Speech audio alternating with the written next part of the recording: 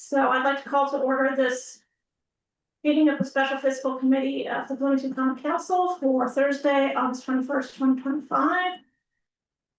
We have committee members, Hobie Stossberg, Isaac Asare, and myself, Isabel Smith, present.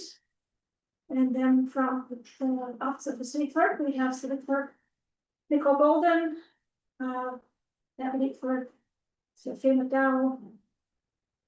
From the Council Office, we have Lisa Rayner, attorney, and then we have Deputy Mayor Gretchen Knapp. It's been a long week. It has been. And we have Control Justin Bowen. So thank you all for being here. Thank you to any members of the public. Oh, and Councilmember Rollo is in the waiting room, so invite him in. We'll have a complete committee here.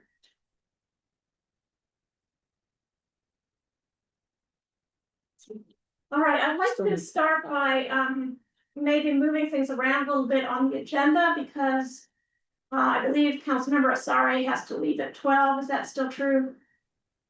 Yeah. So since he is kind of our liaison between the fiscal committee and the budget task force, I wanted to move up item number 5 in the agenda, which is plans to follow up on the 2026 budget process. Move that ahead of item number 2 and then proceed down. Councilmember Asare? Yes. I will vote yes. Councilmember Stossberg? Yes. Okay. Thank you. So because we were maybe getting ahead of ourselves on Monday at the first budget hearing and asking, well, what do we do now? How do we follow up? How do we give feedback on this process? I wanted to kind of open that up. And I know Councilmember Asare has some ideas on that. So maybe, I don't know if you want to go first, Isaac. And Yeah. I mean, and I think it may be more useful to hear from Gretchen and the controller. I mean, what is, the question that I think a lot of us have is like, what is useful and needful feedback at this time? And what's the sort of horizon of impact there? And that's in terms of, I think, the sort of process questions, right? And so because in every single presentation we've asked these questions about, have we determined the outcomes correctly? How do we present this? Those type of questions. But then I think that there's also the question, and as we're doing it this year, what do we want to do between now and the time that we actually submit the appropriation ordinance, or whatever the ordinance is called, in terms of discussions? Because I mean, the way that we've done the budget hearings, we haven't given ourselves a lot of space really to sort of opine or to debate or discuss. And so sort of, I think those are the sort of two question marks for me. And I do have thoughts, as I said, like I'm very happy to write like a white paper, for example, answer, with attempts of answering all of the questions that are laid out in the packet. But yeah, so first, sort of what's helpful, what's needed, and then thinking ahead of this year specifically. Well, from my standpoint, I'll go first and then you can go. But thinking about our process. sorry, there's somebody in the waiting room. I just want to make sure they get it in. Sorry. No problem. We don't need to answer each and every one of those questions in the budget book immediately because they're big long-term questions. But I think if we can all understand kind of the 3 stages of the process and the software, that will really help, because if we do the first step right, the second step and the third step get much easier. And so the first step that we have to get right is the program inventory. And this is super tedious work. I just want to acknowledge this in advance. No one wants to talk about where certain dollars for really boring routine city functions go, but every single dollar has to be allocated to a program. That's the foundation. So there will be a lot of really boring work. So I think for me, what would be most helpful from you, and I think actually next Monday's presentations will be a good kind of compare and contrast, is how granular do you want the programs to be? So when we come in next week on Monday, you'll see two very different approaches from Parks and from CFRD. Parks naturally has divisions like youth sports, adult sports, things like that in the way they do their work, the way they budget already, because they have such a unique budget structure with revenues, they approach it that way already. And so they didn't bother to go through and say youth soccer, adult soccer, youth, pickleball or whatever. They just say youth sports, adult sports. CFRD doesn't have a bigger structure like that, so their programming is spread out literally program by program. So there's Wear Orange Day, there's I can't even think of they're like Black History Month. Is that one program, or are all of the individual things that happen in Black History Month one program? Are all of the commission-driven events just commission-driven events, or are they filed under some other category? So theirs is very, very granular, and I think it's really helpful at this stage so that we all know exactly what they do. I think it's gives some insight on how much they do, but in terms of budgeting, it's probably too granular. I'm certain it's too granular. So that's where it would be helpful for you guys to know what things do you want to see pulled out, and what things do you feel like could be collapsed? That would be step one. I think the next thing that would be valuable for me. And to clarify on that, you mean for this year's budget, it would be useful to have that answer, or no, it doesn't matter for this year's budget. We will not be implementing, finalizing all of this by the time we have to submit this year's budget, and we don't need to. I'm thinking as we complete outcomes-based budgeting or even priorities-based budgeting for next year. So that's why we made all this transparent this year, so that you would have something to look at, because it's really hard abstractly to just say, well, I think they should be kind of granular. It's easier to see, this is how one department did it, this is how another department did it. So for next year, and for the continued implementation of this process, that's what we need to do. But everything that we need to do for submitting the budget this year, we've already done, because that'll be just like last year. What the state gets from us is what it's always gotten. So what all this new stuff we're doing doesn't impact that regular work. If I could just interject before you continue with your request of us. So these program inventories are obviously just a first step, I think, but even in these early steps, we need to think about what outcomes we want to see and how we measure them.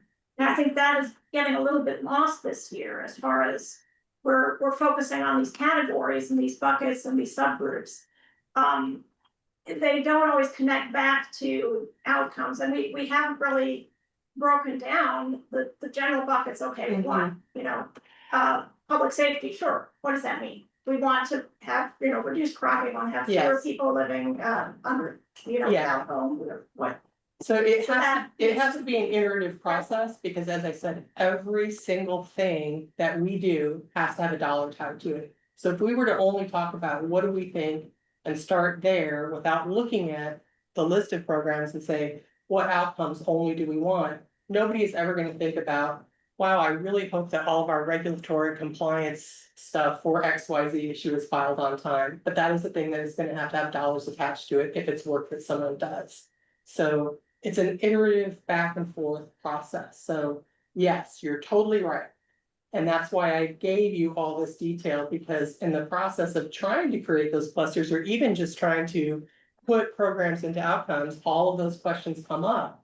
So definitely you want to think about, and that should be the guiding light on how tightly we cluster or unpack things, is what do we really want to measure?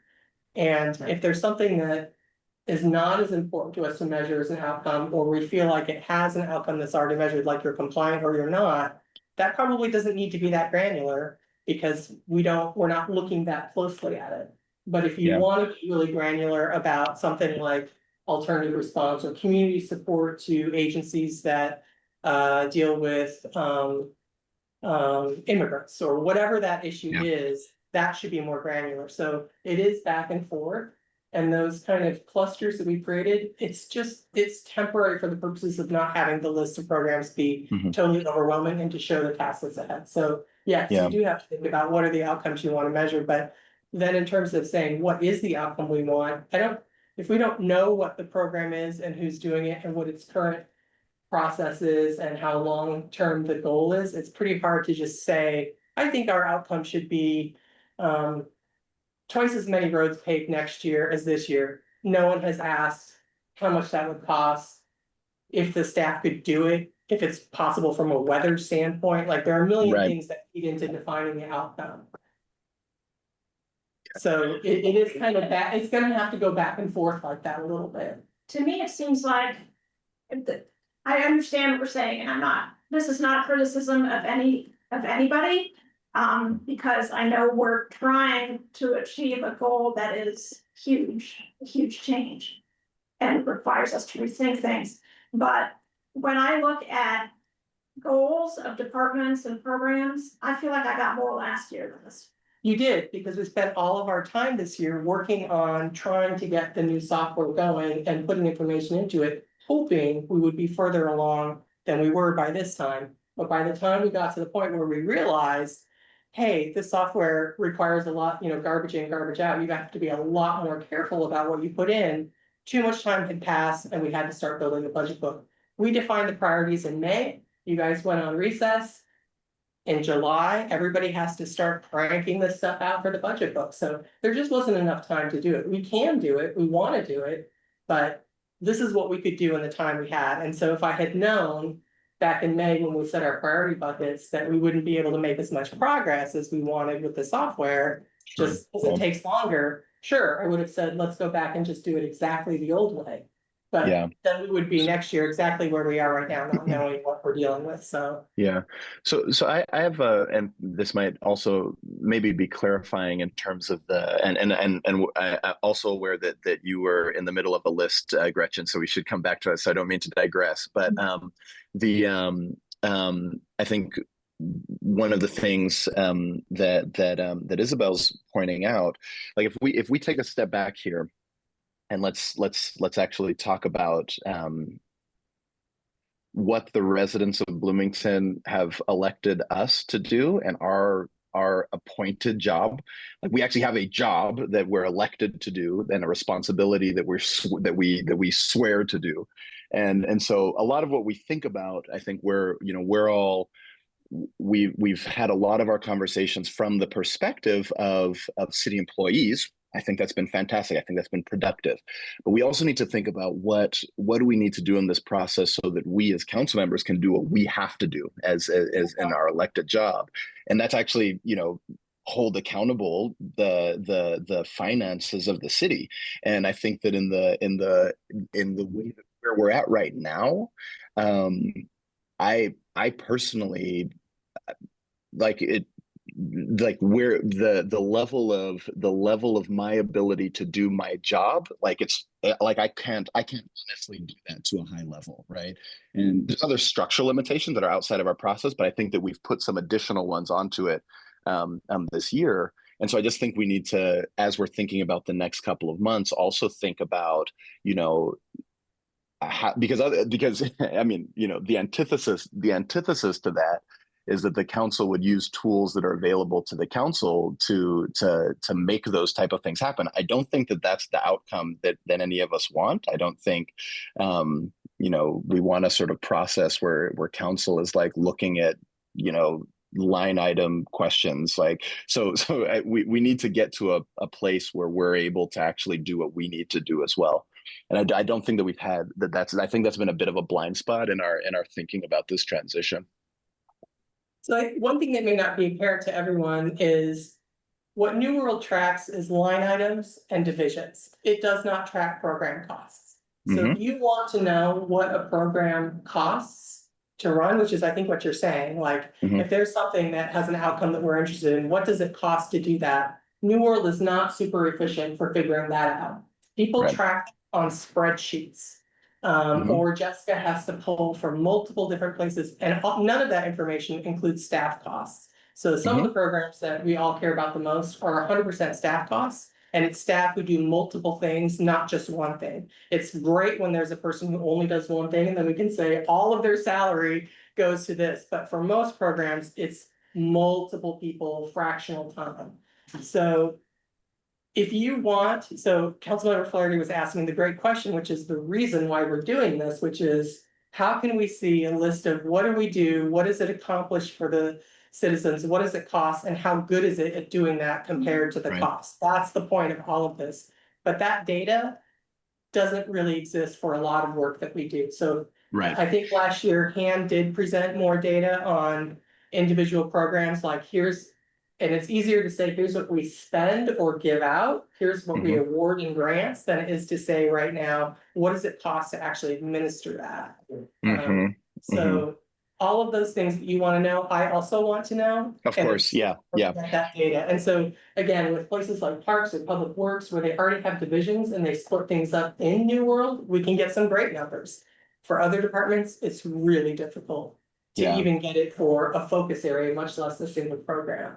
But we'll get there, and it'll be. Yeah, exactly. And amazing. I think we all acknowledge that that's the direction that we're going in. And I think, like, to be clear, it's sort of like when you start cleaning a house, that in between step, you're always like, we've made all this progress, but then you look at your house It and it's looks like, worse. you Yeah. know what I'm saying? Like, so that in between step is always frustrating. And and I don't know, Isabel, correct me if I'm wrong. I don't want to put words in your mouth, but what resonates to me from what Isabel's saying is there's a question here for the next several months.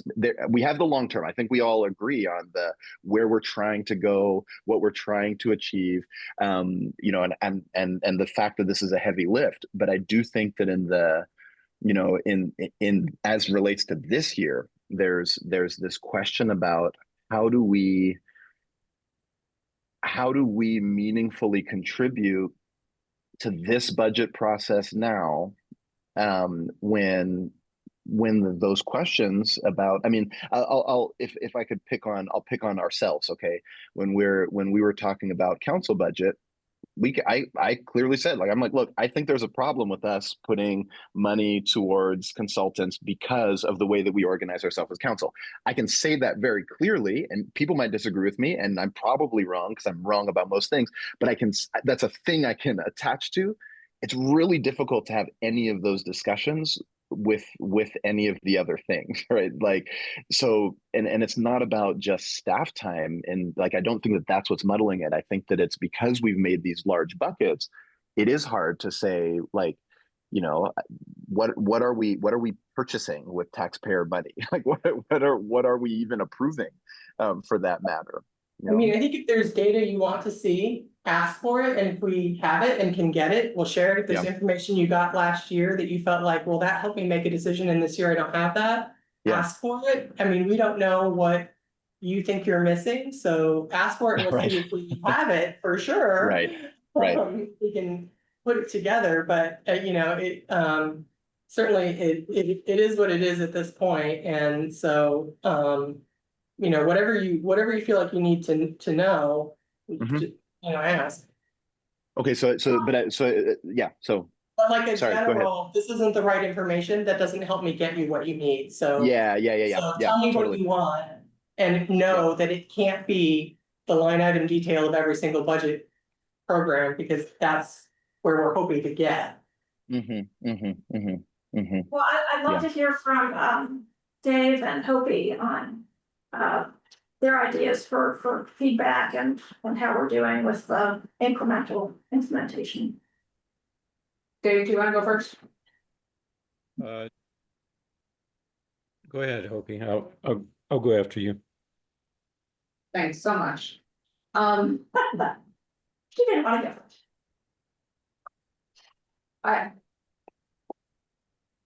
So I'm trying to process a little bit about what Councilmember Asari just said. Wait, we can do first names right now because we're like fabulous. Yeah. Call me Zach.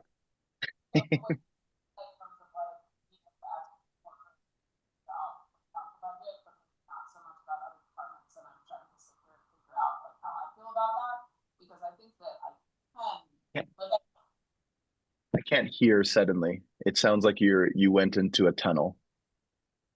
Is that you too, Dave, or is it only me? Yes, I can't hear either. We could hear you really well, and then it suddenly just cut out. Keep talking. Well, is it still like that? Now, perfect. Now it's great, okay.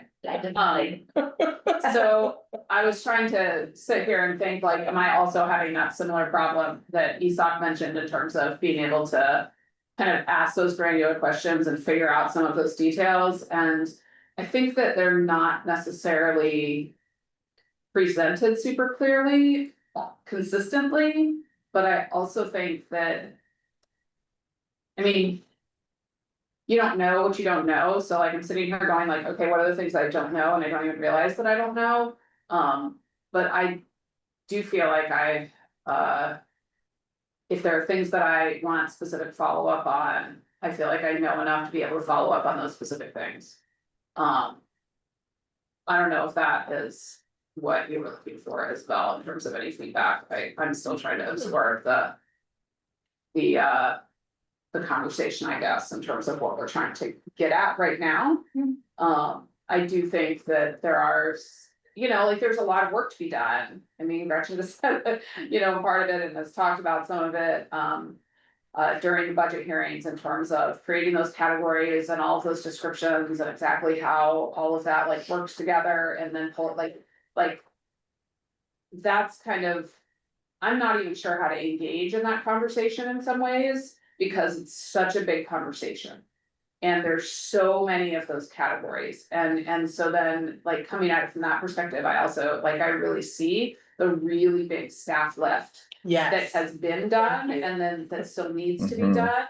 Yeah, good this point. happens. I guess I'm feeling like there's been a lot of progress and Sure. that it's, and in some ways, yeah, it's probably like less specific than last year in some ways, Mhm. but it's going towards someplace more specific.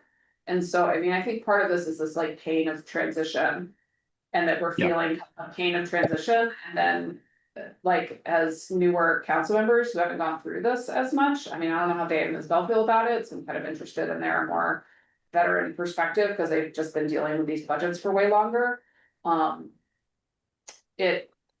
It's definitely like harder in some ways to get a handle on some things, but because it's such a kind of overview, it also like adds simplicity. And so maybe that's what you're struggling with Isak, is that it adds simplicity, but maybe our job is not to just do the simple thing. And so then it's harder from this seat to get into the part that is more complex and some of that stuff. So I mean, I feel okay in terms of where we're at right now, is I suppose the conclusion, understanding that we're not at the goal. And that we can all acknowledge Yeah. that we're not at the goal, but that we're all still committed to getting there. Mhm. Go to Dave first and then Louise. Okay, well, my 2 cents is, Gretchen, when the budget was introduced this week, you and the mayor referred to, I can't remember the terms, but it was essentially prioritizing projects, and that projects that were well underway would be, obviously there are sunk costs and you would, continue those. But clearly, I mean, we're going to be in a period of austerity looking forward. And it seems to me that, and you probably are thinking the same thing, how to prioritize expenditures. And so when it comes to, let me just back up and say, when it comes to various programs that are done throughout the city and various city departments, I'm not so interested in the minutia. I think that those projects are probably relatively low expenditure, but pay off well in terms of common good, social welfare. I'm more interested in the capital projects that we will need to, well, that we anticipate doing, and having some sort of ranking in terms of discretionary. So for instance, a new fire station to me is a very high priority. It's reconfiguring Walnut and College is a very expensive proposition, but is Walnut and College function well? I mean, I don't see in terms of priority, I rank that much lower than, say, basic maintenance and things that are absolutely needed, like a fire station, for instance. So if there is, if these ideas resonate and you and the mayor and others, your department heads are thinking about prioritizing these sorts of projects, it would be very helpful for me to know that, because it looks like, we're in a situation where we're dipping into reserves, and this is something that presumably can't go on indefinitely. I like healthy reserves. You never know what we might be facing. So that sort of ranking of priorities would be very helpful, because I could see just sort of, well, we don't have the money right now to do the side path on High Street or whatever it is. And we can debate at that too. I mean, other people have, we all have different priorities, but we could at least know where we're at and map it out. So, and the other thing is, in terms of like, it occurs to me that we have basic maintenance. Everything requires maintenance. We have basic infrastructure maintenance that, for instance, streets. I brought it up before that we were on a 20-year road repaving schedule. That was clearly not the case. But I'd like to know what that schedule is, or what sort of how we prioritize that maintenance. Because I mean, clearly it's needed in some areas, and people do react and complain about it. So, so that's the other is the basic maintenance, I think, expenditures, prioritizing, in on some sort of continuum about, what we can be cutting in the future and what we absolutely need to do, looking forward.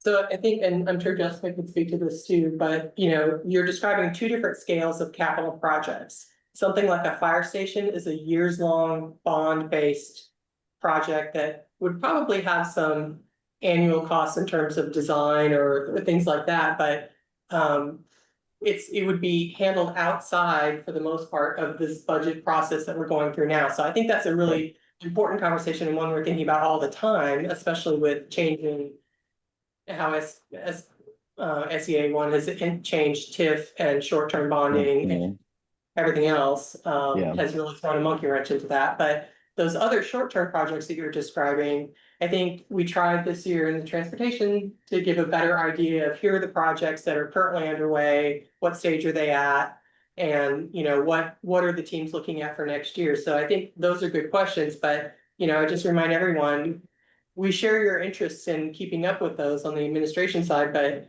doing that with less money means you have to take money away from somewhere else. And so far, all I hear is, how are you going to extend ARPA funding? How are you going to keep funding BT? How are you going to give more money to social services?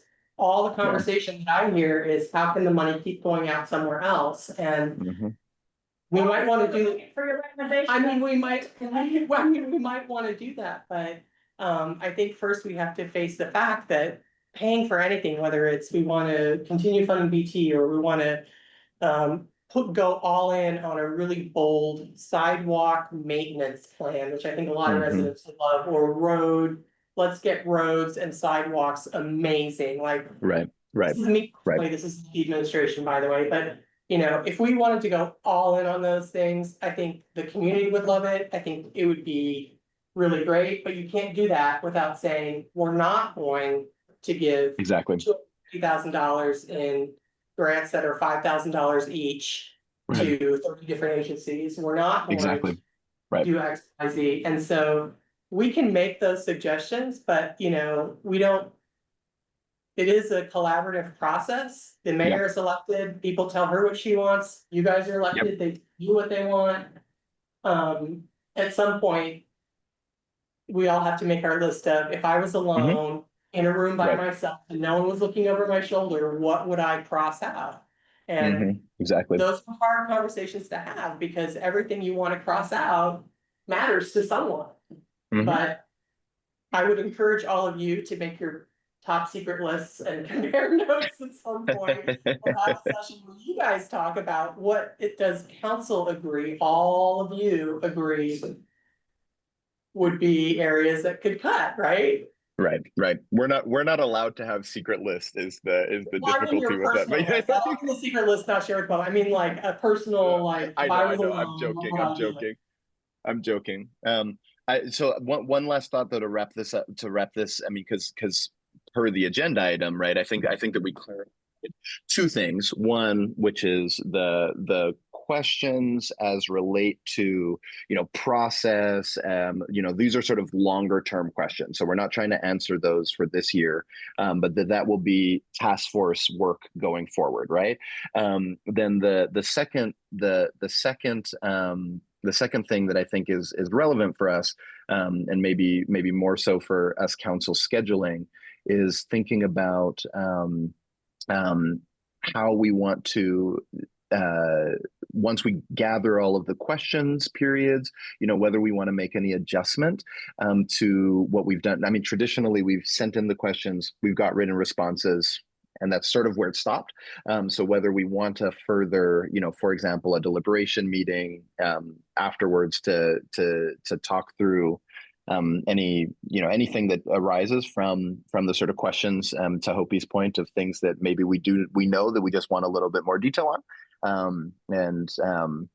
so that we don't have any sort of, when is it that we actually vote on the final thing? Is it end of September? I forget the timeline again. The public hearing is September 24th, and then your final vote is October 8th. Great, because I mean, again, I think we have one of our mantras in this wonderful engagement that we've had all throughout the year. And again, I have been on the record of saying it. It's so wonderful that the Office of the Mayor has been so engaged with council, and just, I mean, really, putting your actions where your mouth has been, right, like this. And so we're so, for the record, again, so grateful for all of this. But one of our mantras has been, let's avoid any surprises, at end of September that suddenly Councilmember Asari is all upset about, X thing that none of you knew about. And, so hopefully we can have maybe one other session of discussion once we get all those questions, would be my only thought. And I really see I see the things you're struggling with the numbers, because we struggle with them internally too. And one thing when I look back on past budgets or information that we want is there can be a forest for the trees. Feeling when you're getting into the nuts and bolts of each department. And well, did they spend $2,000 more on supplies than last year, and why? That's taking you away from realizing, oh, we're giving away $9.4 million to our partner agencies, or we have grant funding that we give out that we feel good about, but are we actually getting reports on, did it do what we wanted it to accomplish? We gave the money away, we gave it away to accomplish a goal, and did it do that? So I think that comfort level, and the more we create other ways of slicing and dicing and looking at the numbers in terms of, how much should we give away in straight support? How much is grants? How many are grants to residents versus nonprofits? All that kind of stuff. We still, you're adding more things to your plate, because you're also looking at what fund is this being paid out of? Do I like what fund it's being paid out of? Like, it's a lot of questions. So but I do think all of this has really confirmed. And we go in that direction. Exactly. And one of the challenges I think what you just said is that there are 9 of us, and that, I mean, like Councilmember Rallo just said, one of the things that's really important to him are these big capital expenditures in that plan. And that's like each of us might have our own slightly different priority in terms of like how we're looking at the budget. And so like I've been looking a lot personally at those like training and support dollars for staff as kind of a like, how are we supporting our staff kind of piece. in terms of that like type of retention. And trying to dig into that as kind of this programmatic element of staff, recognizing that we spend a whole lot of money on staff and we want them to be really awesome. And they can only do what they're able to do, and what they're trained to do, and what they have the resources to do. But each of us is gonna wanna dig into something a little different, and I think that makes it really challenging for Yeah, y'all yeah, to sure. present stuff. Right. Because then we're going, okay, like Isak wants more of this, and Dave wants more of this, and Toby wants more of this, and Nicole wants more of this, and then to, you know. Maybe in a couple of years, by the time it's our last year in this term, we'll have totally figured it out, and then we'll get some new council members. Well, but I I actually think that's a point worth. Progress. I think, yeah, I just think that that's a built-in challenge to. Yeah, to but discuss. I also think it's a positive point that you're making, Oh, yeah. Hopi, is that all of this is, I think, very much confirming that we are heading in the right direction, right? Like, I mean, because all of the what a lot of what we're saying is, man, I can't wait until we actually can have outcomes conversations, right? And I think all of us are saying that, so I think that's fantastic. We're heading in the right direction. And I think that it's a bonus. I mean, it's important, I think, that there are 9 of us looking at things slightly differently, because that helps with transparency, because there's 85,000 residents also wanting to look at things slightly differently. So Right. I think that that's an important piece. I just do think that it adds challenge to this kind of process conversation that we're having. Yes. So I'm sorry, I know that Isak is going to be swept away in just a moment, Yes. and I know Lisa had her hand up, 10 minutes ago. But I wanted to, before Isak has to leave. So I think I heard him say that the budget task force will be the entity that continues in the work towards the outcome-based budgeting. Is that That's how I the understood it. understanding among everybody? Okay, so that task force is going to continue into next year, so, Yeah, okay. I mean, that was my expectation when I made it. I don't remember. Okay, so then this committee needs to focus on working on, does the feedback on the budget process this year go through the task force or go through this committee? Because we also need to work on the salary ordinances in this. I think it goes through the task force. Okay. Hopi's example is a really good example of how we can make this shift though. So what you were saying, Hopi, was you've been looking at this line of basically the training line to evaluate how much are we investing in staff's professional development. And that's a great way to back out and say, if the outcome is that we're looking for is well-trained staff who have the resources they need, that's the outcome. And that line that you're looking at is not the full story of that at all. It's not the full So, story. no, that's what I'm saying, but that's a great way, that's a great example of Isabel's kind of like, we need to think of the outcome, that's the outcome. Yeah. Make that be one column, and then we can start slotting in, what are the things that we Right. do that? But it helps to know that's the line you went to first to Right. examine the outcome. So, yeah, help us, that's a great example, like if we know why you're looking at a particular program or line, big picture. Right. You can find all pieces that go with that, or say, wow, there's no pieces that go with that. That actually does do what you want, nothing does. We need to look at that. Right. So Lisa, you had something to say, and I hope we didn't miss the moment. No. I have jotted down some notes to hopefully prompt me. My comments tie in really with a lot of what's been discussed here. I've been engaged in the priority-based budgeting and have gone through all the tasks, just like anybody else, any other department had in the city. I found it to be quite valuable.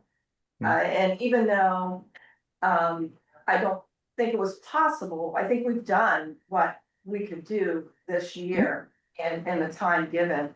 I still think that it's been worthwhile. If, and I don't know that would necessarily show up to council members at this point yet, because you're not in the city offices every day. You're not, intimately involved in how even council's office really works. But as an employee, I found it to be enlightening for council's office and showing just how many different programs we operate, how many different priority buckets we touch. One part for me that's challenging is New World. And I know I'm not Mhm. alone in that as Gretchen chuckles. But, you know, the categories on the reports show up so broadly. It Mhm. can be very misleading. It's difficult to understand. And using an example that Isak brought up for consultants. Right, right, You know, a lot of what I spoke to in my presentation was you know, it has to fall under consultant, but it's really a right, court. I need $5,000 a year in case council gets sued. If I need to right, depose somebody, I need to pay a court reporter. right, If right, right, right, council is sued right. and I need to file a counterclaim, I need money to pay the clerk. Mhm. Yeah, To file that counterclaim. And all this stuff shows up as a right, consultant, but right, I mean, it's more mundane than that. yeah, In fact, in my presentation, I used the term contractor or mhm, services. mhm, Because it yeah, seems to be more reflective. And then also, I think this discussion is really important between the two branches and I think it would be helpful. I mean, I think we need to have, or the city would benefit from having a budget process. Um, more than what is kind of imagined right now, because there are ways, as Isak mentioned, where after these hearings, or even before and during the hearings, there can be engagement, and it varies from city or county as to how that's done, but you could flesh that out. And one thing I had envisioned, even under consultants or workshops for next year, was paying somebody to come in and help it lay out what that vision might be. I mean, that's a possibility as well. AIM has resources, Reedy has resources. So those are thoughts that popped up while you were talking. Can I respond to that really quickly? Hi, Isak. That kind of fleshing out a larger budget process is exactly what this committee should be doing. In terms of looking at that like long range, you know, I mean, it's at the bottom of our agenda. Right. Create a timeline and activity framework for the yearly budgeting calendar. Like it's that exact sort of thing that this committee long term. Mhm. I mean, it's a special committee right now with the vision of it being at some point a permanent committee that manages things like that, like to plan it and then keep it going. Mhm. So, Okay, so, we are already at 12:15, so we're halfway through our meeting and we have a lot of agenda items to go through, so, if there are no objections, I'd like to go back to agenda item 2. Review of Office of the Mayor budget proposal, and just to, put give the context here, the idea is that the Office of the Mayor, the Deputy Mayor, goes through in detail the budget proposals from the departments that report to the mayor. And we have gone in detail through the budget proposal that comes from the city council office. Nobody has really gone in detail through the Office of the Mayor budget or the city clerk budget as, you know, an independent kind of check. So that's what we're doing today. I really see it more as educational for us and not as like, why there $10 more here and less there, you know.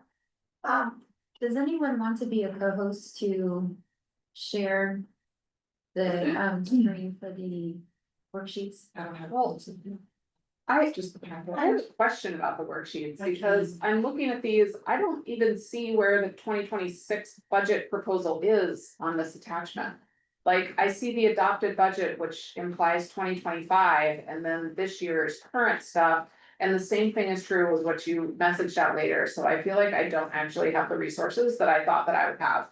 And I'm thinking about like when we did this for council's office, like we had Lisa's spreadsheet that she had made with the proposal for 2026, we didn't have anything, well, it did have comparison to 2025 numbers, but not before that. And so I don't feel personally prepared to be able to do this right now, because I don't feel like I have the Well, materials that I need, so somebody correct me if I'm wrong about. you have to kind of combine the different spreadsheets, so I'm gonna join the meeting and share a separate spreadsheet that I made that combines some of the data.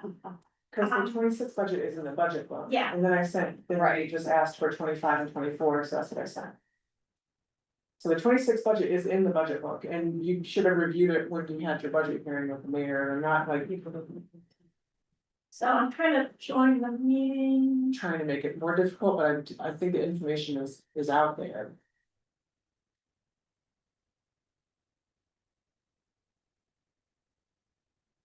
Recording in progress. Oh.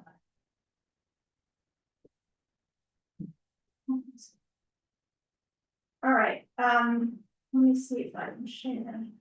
I'm not allowed to share.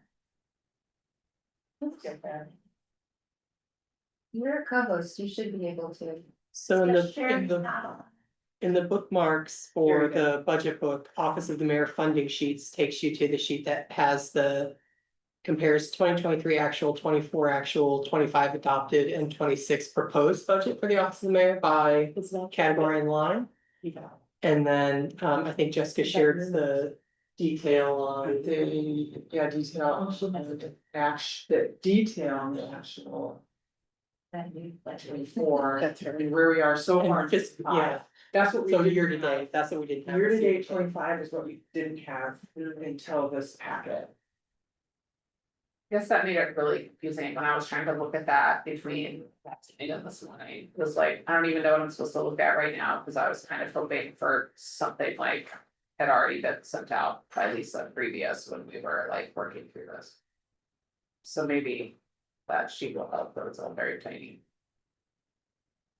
Yeah, I don't, let me see. I have something similar. I mean, for the I clerk's office, Ask so- me anything you want to know about our budget, I know what we spend the money on, so I'm happy to. Answer any questions about Can I make where this? it goes.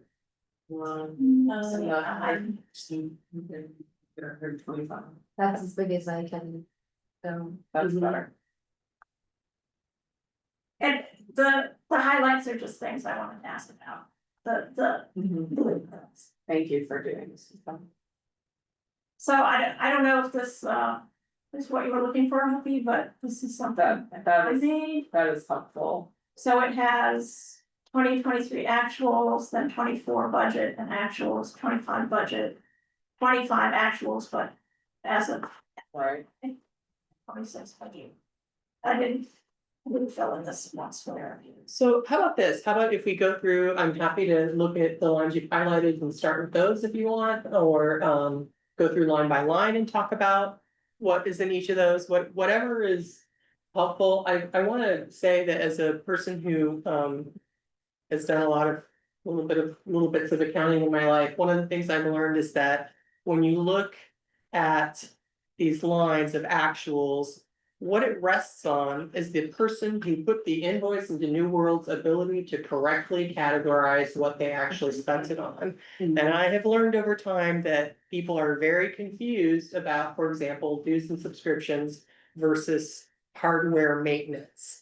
If you have a subscription to your favorite tool, Airtable, it should live under dues and subscriptions. However, many departments do not. The person who's putting in the invoices may not be a person who understands all of these details, and so sometimes when you see changes, it doesn't necessarily mean that someone spent more or less on that actual item, it means we've correctly recategorized where it goes. And I can speak to that for my own budget, but maybe not for others. So, yeah, I. Go ahead. I have a question, probably more for than anybody else. We used to have a massive spreadsheet that listed out every possible thing that you could buy at the city, including what line it should go into in New World. Do you have that still and or updated? I'm sure it's somewhere in my iDrive, but I don't want to look for it. I have not looked, I've never seen that list, so it probably Okay. hasn't been updated in a long time. Good to know. Yeah, 'Cause we have run into that same issue that Yes. Deputy Mayor Knapp was referring to, of people yeah. inputting things in a slightly different category, but I think that people should have that for their own department. I think they should have it in a departmental like At a level. departmental level. Yeah. Cause then they can go into much greater detail than like I ever could for, departments I know nothing about, like police and engineering. Like, I don't know where all your tiny little invoices for all your tiny little things that I don't understand should If I go. recall correctly, it was for the entire city for every. Yeah, this seems It a just- little It was, bit of a beast, but. it was. Okay, how about I just talk about Sorry. some of the numbers here? Would that be helpful? Yeah. Or you have specific questions you'd like me to start with, like the blue areas here? I think that it would be really helpful for you to just kind of run down all of it, and I see that we've Just still keep in passed mind- category one, which I think is probably appropriate, because we didn't talk about category one. Would you like to spend 5 minutes, 3 minutes? Yeah, 5 minutes would be fine. Okay, all right, I'll talk fast. Okay, office supplies, is a fairly innocuous category. I will say that, when the next administration comes in that is not us, I will try to prepare them to have enough to buy things like new letterhead and there are things that change when you have a shift in administration, and it's nice to have a little wiggle room on that. Other supplies, is a weird category that can include all kinds of things, and so, we try not to put too much money in there because I feel like other is a way of hiding what you're spending it on. It can be strange things, sometimes things like, if you're giving away something that is branded with the city of Bloomington to officials who come to visit, maybe you run out of your branded Bloomington, I'm making this up, city of Bloomington coffee mug that you give to dignitaries visiting from wherever. It could be all kinds of stuff, but we try to keep that number relatively low so that we're putting things where they should go. Instruction, I don't know what that has been used for in the past, but that is typically professional development. We've used it for coaching. When Josefa was here, she was chief of staff, but she had never been a chief of staff and she wanted chief of staff coaching. We got chief of staff coaching. As a result of which she was like, wow, I don't want to be a chief of staff. And Margaret had some coaching, and probably our new incoming special assistant to the mayor, Paige, will also get coaching. It's about $3,000, and it's just specialized coaching on how to be a really great assistant. So that's how we use that line. And we left a little extra in there in case anyone has another thing that they want to do. Continuing education, the city offers a great resource and benefit to employees for that, so that's not included there. So if I was like, wow, I really need to go get an MBA, the city would give me assistance with that, but that would not be reflected in this instruction line. Management fees, consultants and workshops. Again, I don't know what other people used it for. I can tell you what we've used it for. We used it for that 162 is from 2025, 140. 155 of that is all for the civic brand project and the annual community survey. The other portion of it we had saved while we were short-staffed for some comms consulting that we cut for the budget for next year, which is why it's so small. We've socked a little way in there in case we need some consulting, but in general, a lot of the consulting that we need and want is like financial consulting or legal consulting that other departments pay for and comes out of their budget.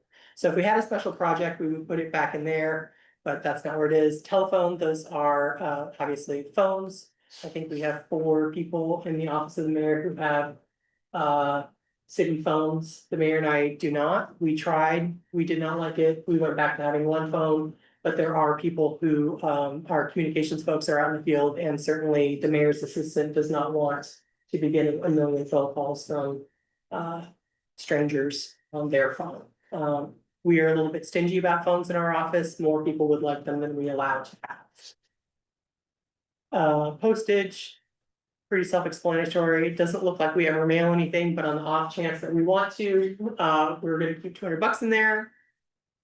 Travel, it looks like I went back and looked at the previous administration and they average around, they always budgeted 12,500 and spent sometimes a little more, sometimes a little less, sometimes a lot less, sometimes more. Sorry,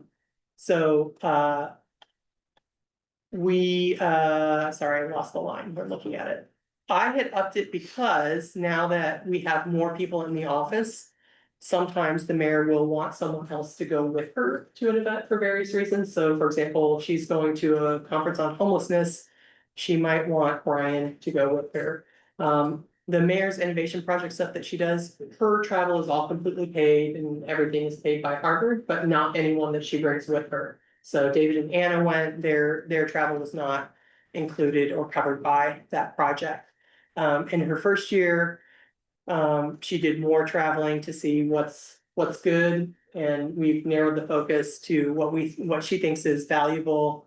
And I think $15,000 is plenty adequate, since there's some things that she knows, now she's not planning on returning to anymore. We also don't do as much traveling for, the Palo Alto Sibling Cities project. I know big contingents went in that in the past. We've gone to that once. We probably won't be going again, and we certainly won't be sending a big contingent. It's just a lot of staff time, a lot of taxpayer dollars. It's a cool partnership, but not something we're gonna spend $20,000 on or even $10,000. So, and this year, just today, I'll have you know, she's in Washington DC for something and staying with her parents to save the city some. So, let's see, printing, most of that is for handouts for things like door knocking. Or printing signage for state of the city or mayor at the market. Advertising, and we had extra in there for public engagement now that we have someone in that role. Advertising, lots of advertising in Bloom in the past, and some of that I think is meant as community support. We've cut back on that a little bit, but we boosted more for next year because we'll have a new website and we'll want to get some of that word out there and also some new branding from Civic Brand, new storytelling to promote. So we bumped it up a little bit for next year, but that would be a one-time increase probably. And we're compensating right now for our website with advertising sometimes. I think there's information we could be getting out in other ways that are free. Motor repairs, pretty self-explanatory. We just put in an amount, and I think we rely on others to help us with what that should be. Motor repairs come from the fleet department, and they give every department that number based on how many cars are assigned to that. Yeah, thank you. I'll come back to dues and subscriptions, but I want to point out that line 22, that $13,000 got moved to line 20 for sponsorships. There's been a weird mechanism where the mayor's office sponsors internal events, and we want to stop that practice. Like if it's a city event that CFRD is putting on, we do not need 12 different departments giving them money and having their logos on the sign. It is a city event, and the money that it costs to run that event should live in the CFRD budget instead of this kind of shuffleboard. Other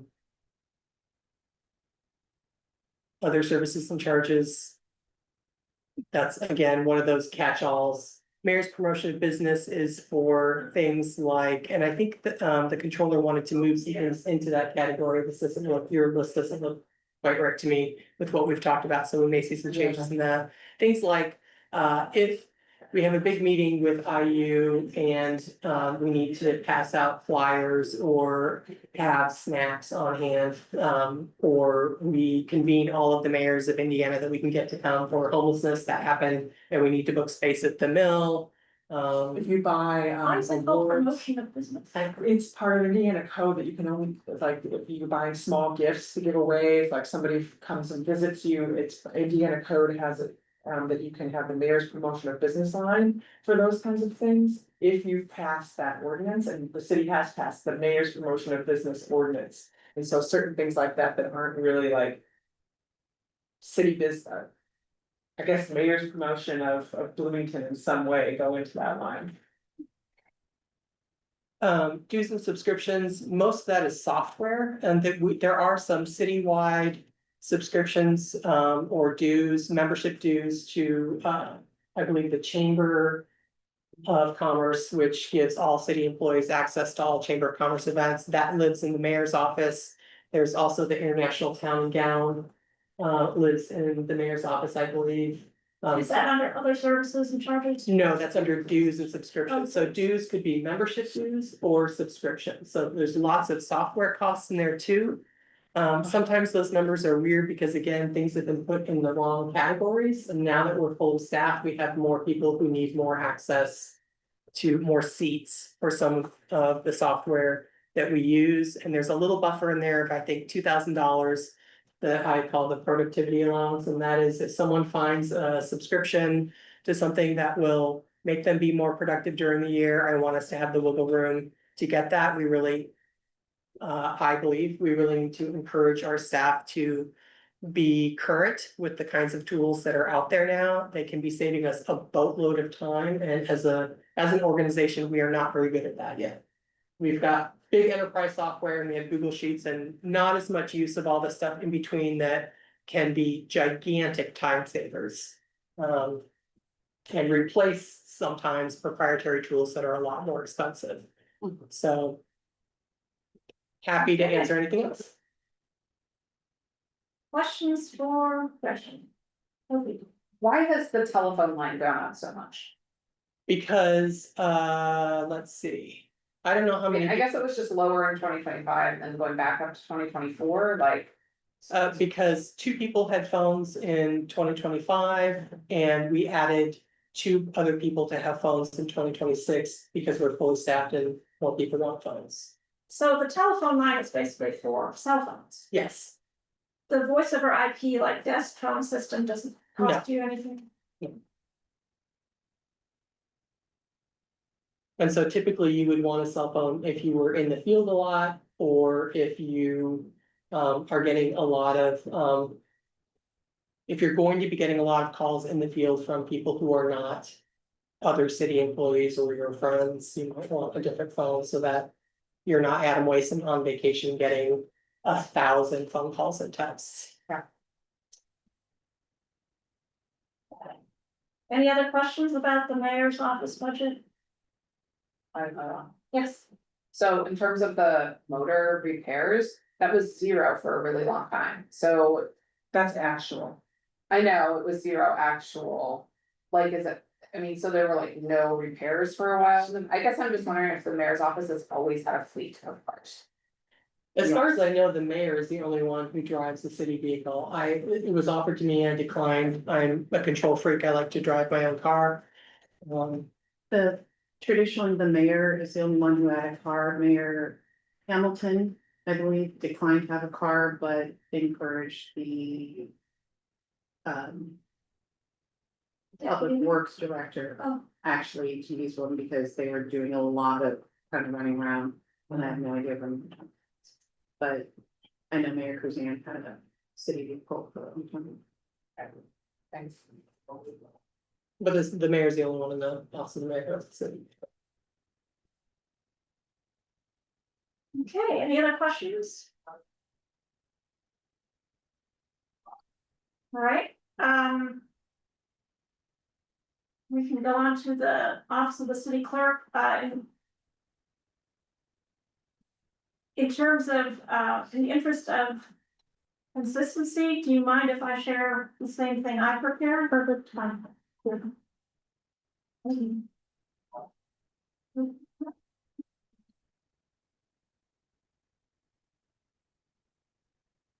That was very helpful, by the way. I appreciate that for all as well as finding a great sheet to share. That's how I imagine all budget hearings to go, is for that to be what happens in council chambers, is that the department gets up, we look at this sheet, they explain every line, we ask questions. And we can have some other big picture conversations, and that can be in the budget book, but really we focus on those actual lines. Or even explain variances, that's how I picture it going and being most productive. Just my 2 cents. Yeah, and I think that is, and then, version of this. Yes, citywide version of this every night, every department. yeah, but then also connected to purpose and outcome and program. And that's- Which these sheets don't necessarily Right. do. Right, which still there's value in having these discussions too. Yeah. Or else you don't know how those purposes and programs get accomplished. Without this information. Okay, So, so then, do you want me to go through line by line as Deputy Mayor Knapp did, or would you prefer just to answer the questions in the interest of time? I would like to go through line by line. on the line, I Line think by line, there are okay. fewer lines here, so. That is both a good thing and a bad thing. So starting with office supplies. Their office supplies, books are generally a reference to the ordinance books. So we try to keep enough money in the budget to replace all of our books at once. The books run, they've actually been going up in price significantly over the last few years. So the last time we priced them out, I think with the cost of book, the papers, which you guys have specialized books, specialized papers, even the hole punch itself for the paper, if we chose to add pages into our books.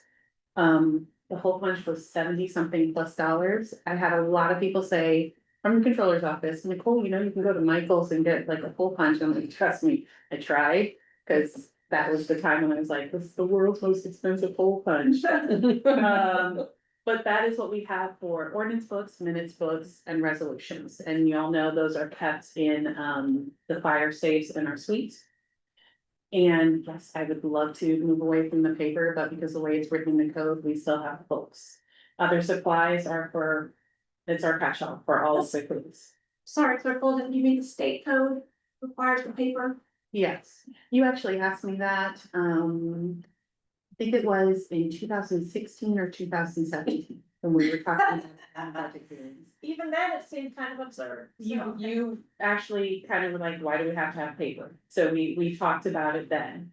Special legal services is in part because state code allows us to contract with an attorney on terms that we see fit. The administration has attorneys available to them at all times. Council has an attorney, but the clerk does not have dedicated legal staff.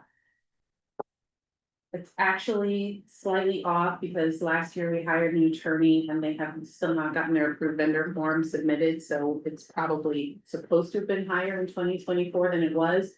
And it looks like it's going to be definitely used in 2025 as well, but we tried to keep it pretty steady. Instruction is what we use for additional instruction for clerk staff, so we've talked about certifications, that's where you go for all of our classes and everything else. Management fees, consultants and workshops, if we hire somebody to do consulting for our office, that's where we do it. Our phone costs are for the cell phones, which actually will go down. Although I'm not sure yet, that's on my notes of things to ask about, because I don't know how much the phones are supposed to actually cost, but we still have 2 phones in our office for staff members. Postage, we only have budgeted at 25. There have been some years where we've spent over $400 in postage, because whenever you do something where you have to notify adjacent property owners, like for alley vacations, if for some reason we end up not doing the mailing through the city hall office downstairs, but have to go to the post office, we end up paying for it directly. Wouldn't that be in the planning and transportation? That kind of thing? The notice is supposed to come from the clerk's office, and ultimately that, no, it hasn't, and I don't think we have ever tried to say, here, pay this bill. I don't mind, but for the most part, it's there. Travel is the cost that is related to getting those certifications and everything else, so. For example, we had our annual conference last week for the clerk's league. The hotel costs for one person, we're running at $179 per night. I'm trying to remember, Say. I'm looking at you, Yeah, and the funny thing is, I was the host of it, yeah. but, so for 4 nights. Plus cost of any additional food, plus cost of travel. So it can actually add up fairly quickly for that. So for what amounts to 5 people. For doing the travel, that's where we kept it. I will say it's not just the annual clerks league, it is for Institute Academy, annual conference, and additional training. Our costs have been a little bit easier to keep down over the last couple of years, because the clerk's league has actually paid for the bulk of my travel. Because I actually was an officer, so that was one of the things that I was like, yeah, they'll pay for it, we'll save massively our money, let's do it. No. The resulting workload, lots of late nights. Printing is related to the code. That's the bulk of the money, although we do print some other materials, but if we are, that's where we have kept money for, codification. So for example, when you overhauled the UDO. That one chapter that was changed cost us, I think it was about $13,000. And is that also for paper printing? Wait, the printing, we're talking about paper, right? We're not talking about PDF printing. Yeah.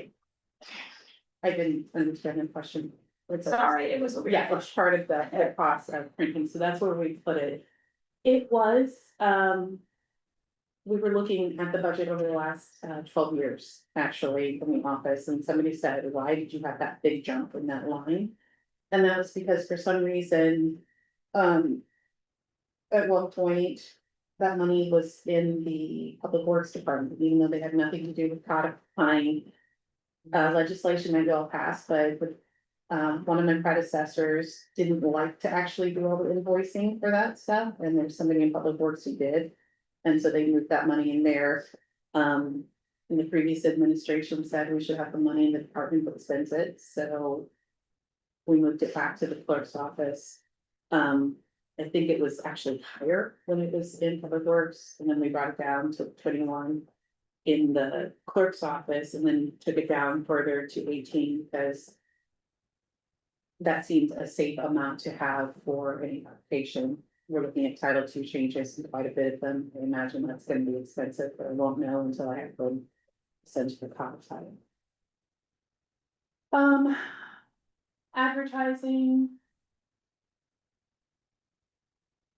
Wow. I'm genuinely blanking out on these moments, so I'm gonna skip over it and help my brain kicks in a moment. Public notices, newspaper, certified news, those things as well. Dues and subscriptions are just that. Dues, subscriptions, Deputy Mayor Knapp talked about additional tools that can be used. We have tried some other tools to make staff more efficient or more effective in their workload. Some of them have worked, some of them have not, but usually if we're doing a subscription, we try to find a free version first because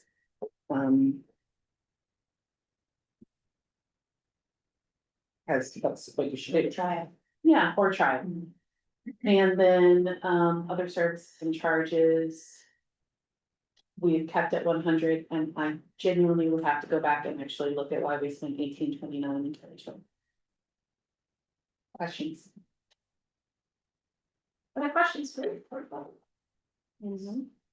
What is the other supplies? I think you skipped over the category 2 other supplies, and I noticed in 2025 that is significantly over. And that makes the entire category 2 kind of over. Not kind of actually. Other supplies generally refer to things that are not directly office supplies. So that is not pencils, pens, paper, Post-its, or any office supplies.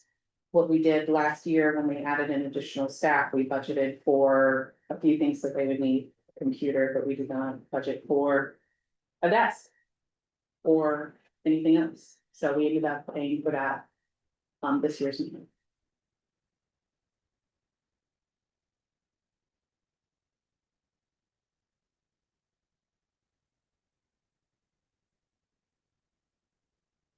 Other questions? How often do we need to replace ordinance books? It depends on how much you all are doing on any given year. Yeah, I guess I'm looking at the books line and going like, okay, we keep on budgeting as though we're gonna have to replace all of them, and in the last several years, we haven't had to, so like, when was the last time we had to spend $2,000 out of that line? Give me a moment. Nope. Give me a moment, I can look actually. So.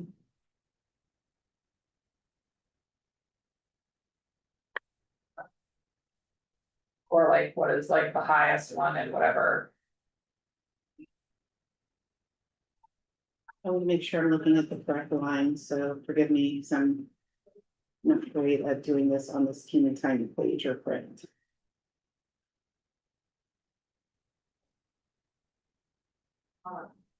So in 2024, when we had budgeted for, what was that, $1,200, and we spent just under 1,000, we only got 2 books that year.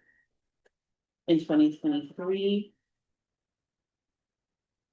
We spent about 1,100 Why, and that's not what it says up there, so Isabel, where did you get your numbers? I got them from the expense budget report that I pulled this morning, so No, I I asked actually, Isabel where she got her. I have no idea. From the documents that, Jessica sent. Happy to share these with you as well. So, Well, I think that it's problematic if what you pulled and what Jessica pulled have 2 different numbers on them, because that's. Confusing. um.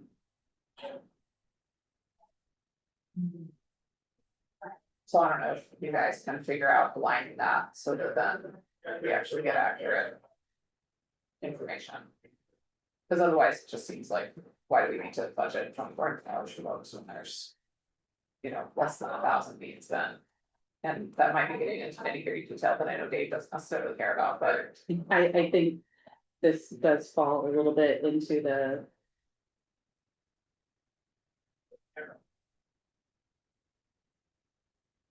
I think if you want to have the budget for books, or if you want to have the budget for any given item, that is absolutely your right and understandable as a whole. I do think that it does open up the door to us coming to you and saying, hey, before you pass this ordinance, we're gonna need more money. So that we can actually pay the codifier for this. And that will take significantly longer because your process overall for appropriating funds. Takes more than just coming in and saying, hey, we need more money in the bank. It's not a transfer like we would do at home, it's a city process. Well, I know, but that's why I wanna see the accurate numbers and kind of, I mean, I feel like if we are going into this period of austerity, then one of the things that we should. Seek to do is align our actual spending with our projected spending, and so if. When those 2 things aren't matching, that's another one of the things I'm kind of keen on this year is going like, why is our projected so much more than what our actual has been? So like last night I asked police and fire, well, I asked, followed up with police about that, but I asked fire about that in terms of their training. And their answer made a lot of sense. It's like, oh, of course, we're gonna spend less on training because when we have less officers, so we can't send them. And so with fully staffed, then we anticipate being able to send them more, so it makes a whole lot of sense. To have that line be more, and so that's what I'm trying to align right now, is that difference, and so that's a piece of this, it's like, okay, there's huge difference, we're going into this period where we might have to start looking. In, you know, like, I don't know if that's what Gretchen did when she looked through all the department budgets or not, but that is the kind of process that I would go through and looking through. That kind of line item department budget is looking at the actual, you know, over the last few years versus the projected in the next year, and if those 2 things are not in alignment, like, why aren't they in alignment? And also the opposite, like, if we're budgeting way less than has been budgeted, which there was a police line related to that, but like, it had been being spent, and then it's like budgeted for half as much next year, and I asked about that as a follow-up too, so that's my motivation right now with that question. That was a lot. I wanna clarify that I got the 2023 actuals from the budget seats in the budget book. And these numbers match those numbers. Like it's a 2024 actual on books. 311.64, and it says 312. And then 20, Adopted budget says 1,200. the actual, Yeah, I think the question is adopted versus used, and coming back to your original question, how many books are actually spent? Or how many books do you actually buy? Still comes back to my original answer, which is, it depends on the council and how much legislation you pass. So we budget based on the assumption that you're going to actually pass a lot of legislation, and we'll have to wholesale replace everything. Right, what I'm But saying with is the that comfort we haven't of actually knowing had that. also that money gets reverted back to the general fund. So it's not money that gets lost forever, at least as far as I understand. It is money that we may actually need but will also ultimately go back. I So wanna- it's I think maybe a different view on how that money gets spent. I understand your perspective. I wasn't really questioning your motive. I was questioning the utility. We have only about 8 minutes left in this meeting and we still want to do public comment. So, are there any other pressing questions for? I mean, I recognize that. I there's might follow up with discrepancy some here. things on the written comments related to budget questions and attach some things that you said here. Could you say really quickly that question of when you are used to over budgeting for something for the worst case scenario, but in practice you don't spend that much? That's something we looked at and Jessica really cut back on a lot of lines to what do we actually spend? And with the knowledge that if the worst case scenario happened, we could just go back to you and say, this was that time when we had the extreme situation, we need another appropriation to cover the 4,000 pieces of legislation that we passed and need to print in new books for. So, but it is a way of getting money that is likely not to be used off the books. Mhm. Right, we never, and where we did that, we always left. You know, depending on what it was, like $1,000 or $2,000 or $3,000 in cushion, just depending on what the thing is. We're all like, honestly, I think the clerk's office is really good at getting their expenses down as close to the actual performance budget as possible. And I didn't have any cuts to make for the clerk's budget because it was really close to actual. From what I see in the budget overall, from every single department, so I didn't change anything in that budget. All right, let's go to public comment. Is there anybody in the public who would like to comment on, matters before the special fiscal committee?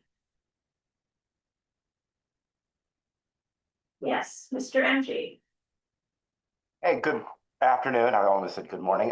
This is Chris Rimsey from the Greater Bloomington Chamber of Commerce. I just want to reiterate a couple things. First off, to go to the sentiment of you're moving in the right direction. This is my chamber stamp of approval that you are moving in the right direction and that we're going to, it's when you build upon this, next year is going to have, I think, a lot more freeway as far as having the conversations necessary to make, I think, the cuts moving forward, especially in personnel costs and who does what as we move forward. The other one is piggybacking on Councilmember Rallo's statement, which I haven't gone through the budget with a fine tooth comb, but one thing I always curious on is deferred maintenance and something we shouldn't be cutting back on. That's something that's very short term and politically feasible, especially when you're talking about elected officials in for a short time, but they pay, those cause issues later on. And I just want to make sure that we are not cutting corners on that maintenance on some of the wonderful assets that the city of Bloomington possesses. Thank you. Appreciate it. Thank you. Anybody else want to give any public comment?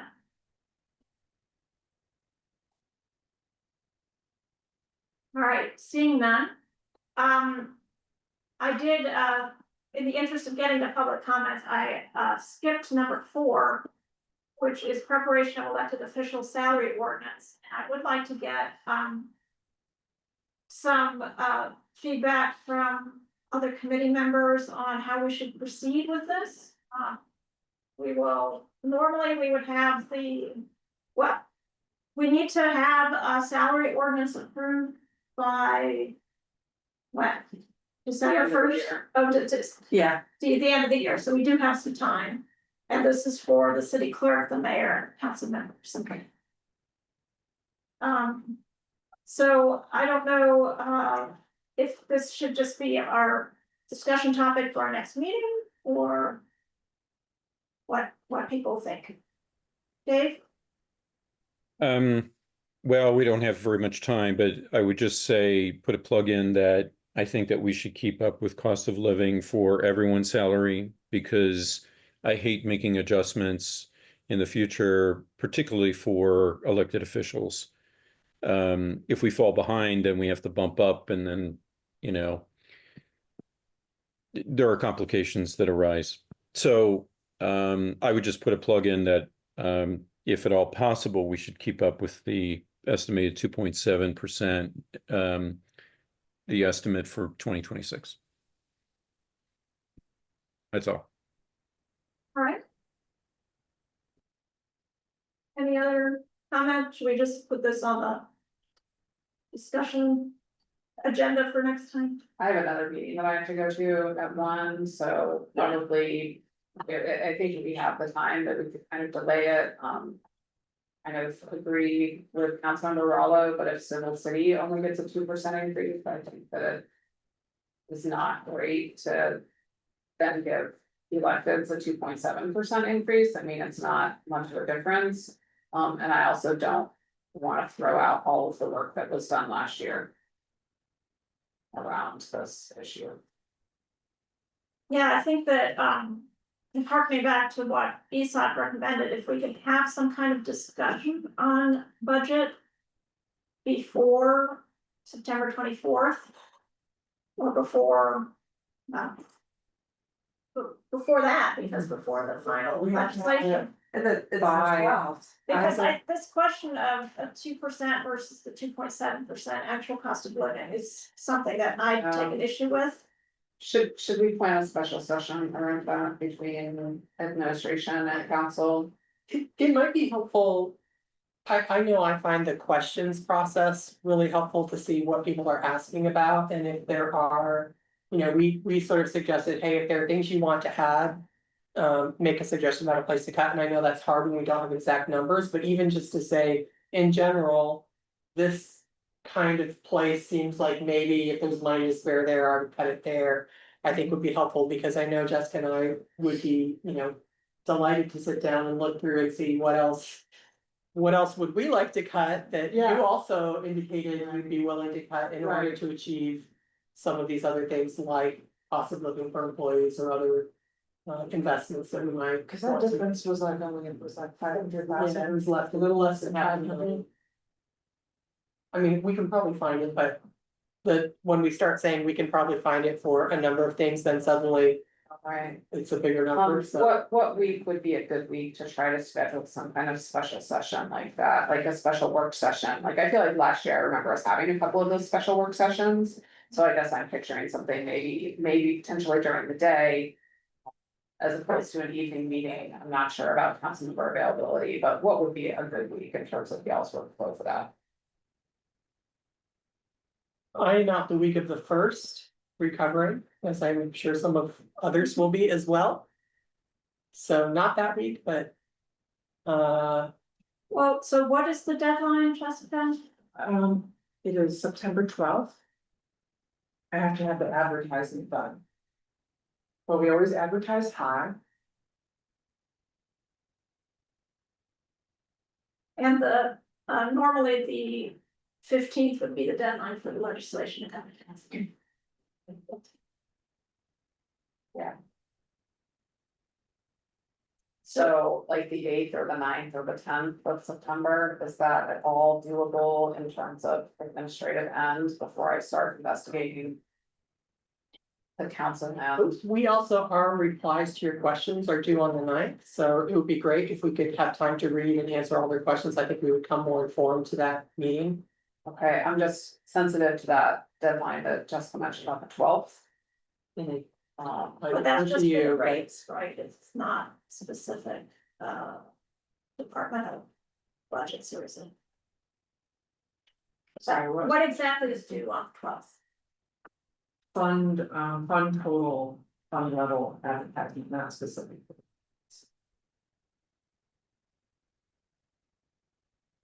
Okay, I really have to go, All right, well, if we can put that in, I think that would be very helpful. yeah, maybe you guys can email me this afternoon and then I can send out a poll. If you just give like a couple of days, then I could. I can't do this afternoon, I have to go make the budget slides, so I'm booked for the rest of today, but. Well, just in terms of like a couple days of window that then I can send out a scheduling poll to council members to gauge availability. Do you intend to do that? I know I did. Or you could just add that to the scheduling poll.